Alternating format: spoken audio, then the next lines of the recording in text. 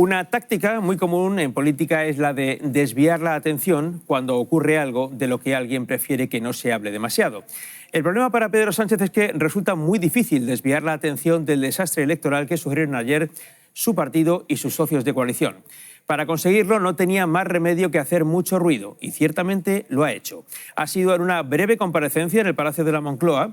Es la única imagen que tenemos del presidente del Gobierno desde que votó ayer por la mañana, porque Pedro Sánchez no se hizo presente anoche en la sede del PSOE después de la debacle electoral del partido. Esta mañana no se ha permitido el acceso de las cámaras a la reunión de la Ejecutiva Socialista y tampoco se ha permitido a los periodistas asistir a ese anuncio de las elecciones. Por tanto, nadie ha podido preguntarle por qué. Poco después de las 11 de la mañana, cuando las tertulias de la radio y de la televisión diseccionaban la derrota de la coalición de gobierno en las elecciones, Pedro Sánchez sí se hizo finalmente presente a los españoles para que los medios cambiaran el foco y se ocuparan no de lo de ayer, sino de lo que está por venir. He comunicado al jefe del Estado la decisión de convocar un Consejo de Ministros esta misma tarde para disolver las Cortes y proceder a la convocatoria de las elecciones generales, de forma que los comicios se celebrarán el domingo 23 de julio. Sánchez ha explicado esta brusca decisión porque dice asumir la responsabilidad de lo ocurrido, aunque se tratara de unas elecciones autonómicas y municipales y no de unas generales. Aunque las votaciones de ayer tenían un alcance municipal y autonómico, el sentido del voto traslada un mensaje que va más allá. Y por eso, como presidente del Gobierno y también como secretario general del Partido Socialista, asumo en primera persona los resultados y creo necesario dar una respuesta y someter nuestro mandato democrático a la voluntad popular.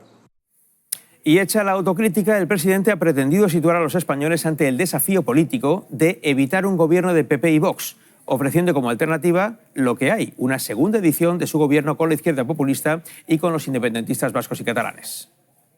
La primera consecuencia que tendrán estos resultados será que magníficos presidentes y presidentas autonómicos, alcaldes y alcaldesas socialistas, se van a ver desplazados con una gestión impecable, y ello a pesar de que muchos de ellos y ellas han visto incrementado su apoyo en el día de ayer. La segunda consecuencia será que numerosas instituciones pasarán a ser administradas por nuevas mayorías, conformadas por el Partido Popular y por Vox.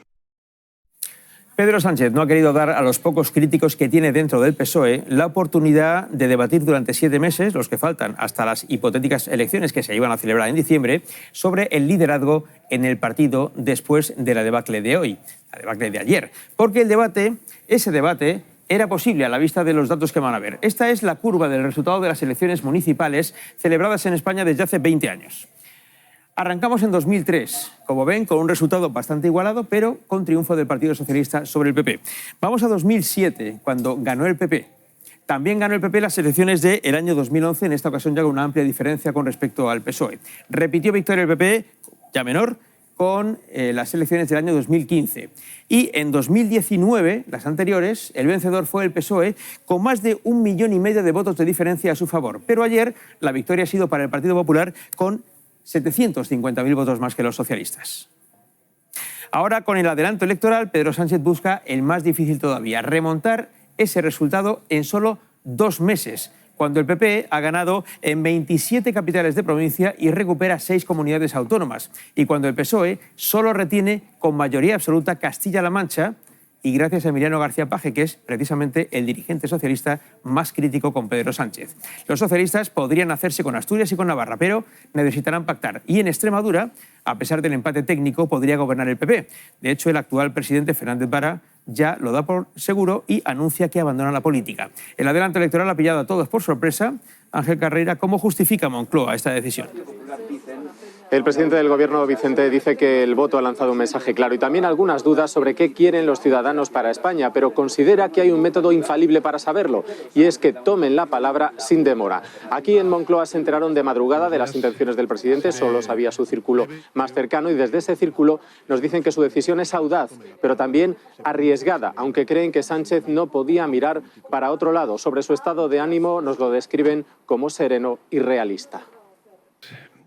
Sánchez lanza un mensaje. Trataré también de ser muy claro. Adelantar las elecciones es su golpe de efecto contra la derrota socialista. Un método infalible para solventar estas dudas. Pero voces críticas en el PSOE apuntan ya a que Sánchez busca algo más, evitar una crisis interna en el partido. La cita con las urnas es la excusa para una llamada a la unidad y esquivar así que se ponga en cuestión su liderazgo tras la debacle. Quiero reconocer la derrota. Él ya sabe lo que es pasar por eso. La decisión no ha sido fácil. En 2016, Sánchez llegó a dimitir como secretario general. Y es todo lo que tengo que decir. Es un comité federal traumático. Pedro.